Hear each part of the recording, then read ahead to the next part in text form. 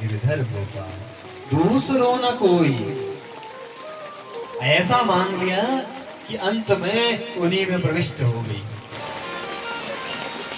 सशरीर मीरा जी जो थी वह सशरीर भगवान में अंतर्निहित हो गई। तो ऐसी भक्ति और कब करी? इस कलयुग में। मीरा जी कोई सतयुग में थोड़ी पैदा हुई थी, कोई द्वापर में थोड़ी पैदा हुई थी, कोई त्रेता में थोड़ी पैदा हुई थी, इस कलयुग में पैदा हुई। राजसी परिवार होते हुए भी, विवाह होने के बाद भी क्या किया? राणा ने विष दिया तो भी अमृत बन गया। तो ऐसी भक्ति अब प्रत्येक का नहीं कि हमें कामनाएं वाली भक्ति नहीं है।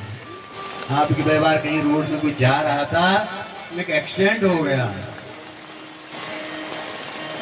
देखा दूर से, अरे हो गया है कोई बात नहीं, चलने लगा आगे, फिर आगे जाकर सोचने लगा मैं देख तो लूं। और जैसे ही देखा उसका कोई रिश्तेदार निकल गया, पकड़ कर ले जाने लगा, भागने, अरे बचाओ इसको, बचाओ इसको, बचाओ। ऐसे हजारों एक्सीडेंट होते हैं ना, कितने हो रहे हैं। सबके हमारा भाव एक जैसा तो नहीं रहता है। अपने कोई निकट संबंधी अगर हो जाता है तब घर का भाव कैसा हो जाता है हृदय का। ऐसी भक्ति का भी होता है।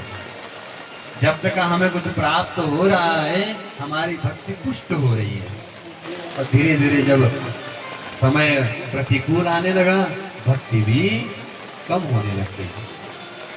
इससे कहते हैं इस कपट पूर्ण भक्ति है। जब तक मिल रहा है तब तक चल रहा है, भगवान का भी खूब पूजन हो रहा है, दान भी खूब हो रहा है, और नहीं मिलने लगा तो दान भी कम होने लग गया, पूजन भी कम होने लग गया। अरे इसका कोई फायदा नहीं हो रहा, क्या करूं? अब हनुमान जी से फायदा नहीं हो रहा, राम जी को लाता, राम का इनसे हो जाए कुछ। फिर राम जी के पीछे लग गया, अब तुम दिलाओ, तुम्हारे पास बहुत है। कुछ समय राम जी ने भी दिलाया, फिर वहां से भी जब समय बदलने लगा, अरे नहीं अब देवी जी के पीछे, बस भैया तुम ही हो जो हो। फिर मरकट की तरह, बंदर की तरह, इस डाल में उस डाल में, इसको। इसलिए इष्ट एक होना चाहिए, आराध्य एक होना चाहिए, और सबका सम्मान हो।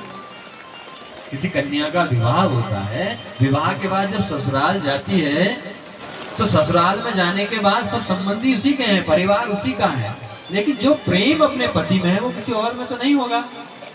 ऐसी भक्ति भी होनी चाहिए, ऐसा ही एक इष्ट होना चाहिए। बाकी उसके देवर हैं, उसके जेठ हैं, उसके सास है, ससुर, सबका सम्मान करती है वो, लेकिन जो प्रेम पति से करेगी वो किसी और से थोड़ी करेगी।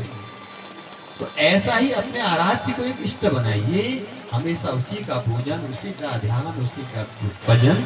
बाकी सभी देवताओं को नमस्कार, सबका आदर, सबका पूजन ठीक है,